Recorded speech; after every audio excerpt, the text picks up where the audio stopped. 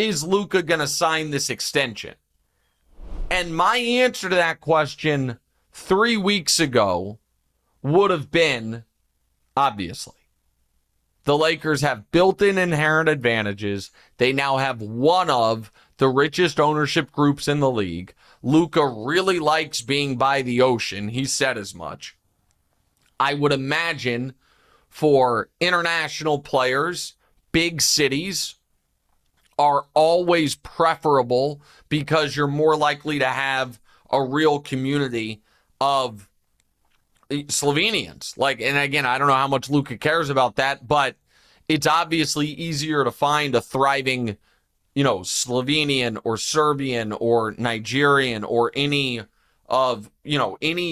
international community in a place like New York or LA than it might be in Milwaukee or Cleveland. And that, again, that's not a indictment on any of those places. That's just the reality of geographics and demographics, or not geographics, but demographics. So I would have said and Luka's statement about being excited to win championships with the Lakers and Mark Walter and all of that, I would have said the odds of him signing extension this summer were like 95%. I think the way the Lakers screwed up the Dorian Finney-Smith thing is potentially troubling. And I think the way the Lakers are not so subtly dissing LeBron James, who, again, as a reminder, the Lakers were in the midst of the worst 6-year stretch they had in the history of their franchise, in the total wilderness, a bottom 2 record in the entire NBA over the half decade before LeBron got there. Within 2 years, within 1 year, he delivered them Anthony Davis. Within 2 years, he and AD delivered them a championship. And then because they had AD, they were able to get Luka Doncic. And he's still performing at a 6th in the league in MVP voting level. For them to, Luka's not an idiot, now be leaking stuff to ESPN about how excited they are to be done with LeBron. I can't imagine Luka's happy about that. And again, the Dorian Finney-Smith thing really matters because of the relationship he had with Luka and the fact that the team gets a touch worse going from Dorian Finney-Smith to Jake LaRavia.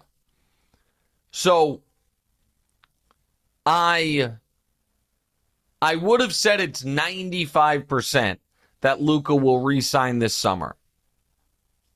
I now will say it is 75%. I still think it is overwhelmingly likely, but I would say it is not a lock. And I would have thought it was a lock before. So I think that is, and I know that, so let me, because the producers just asked me if I don't see him signing with the Lakers, where would I see him going? So let me just take a quick look at right now who is slated to have cap space next offseason. And the answer is, once again, not many teams. I mean, Brooklyn, again, is slated to have some, and then everyone else is in the negative. But you, of course, I haven't really dove in to who has the most flexibility and the ability to create cap space or move off guys, things like that. Obviously,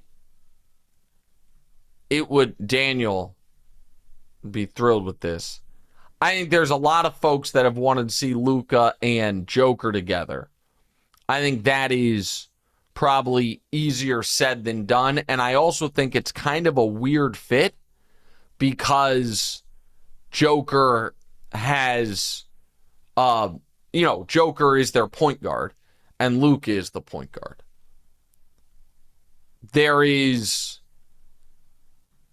the thing that I would think would utterly and thoroughly terrify the entire league, and that is Luka going to San Antonio, which San Antonio, I think, if they wanted it, would have a ton of cap space next year.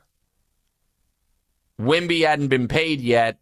Fox is on an expiring. Barnes is on an expiring.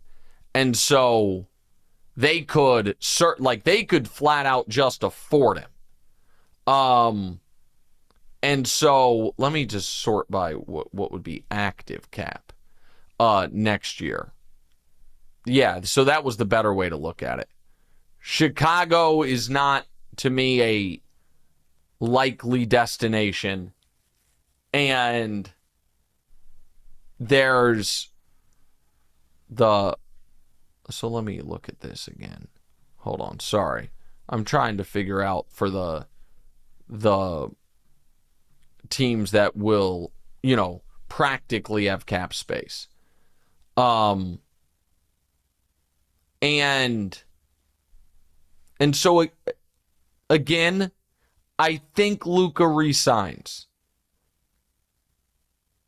But the fact that we're even having this conversation, if I were the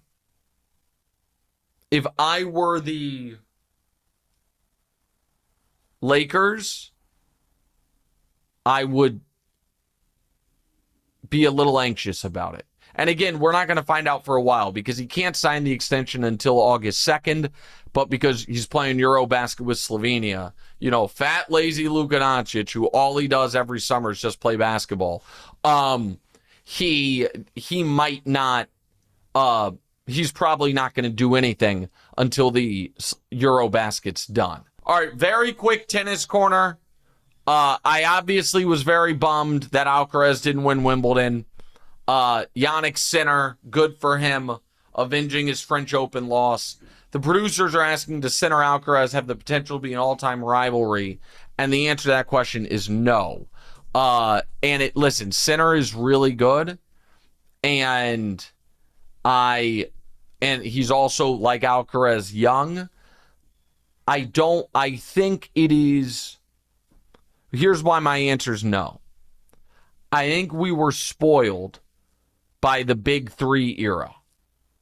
And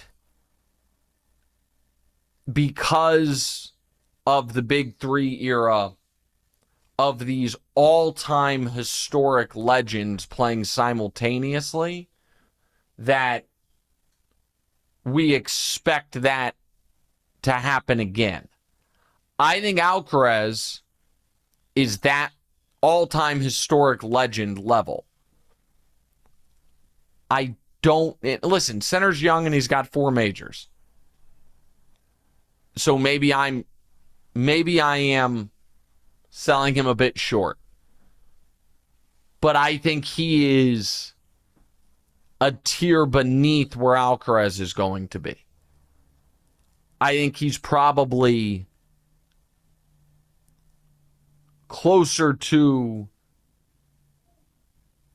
the Agassi tier than the Joker, Federer, Nadal tier when it's all said and done.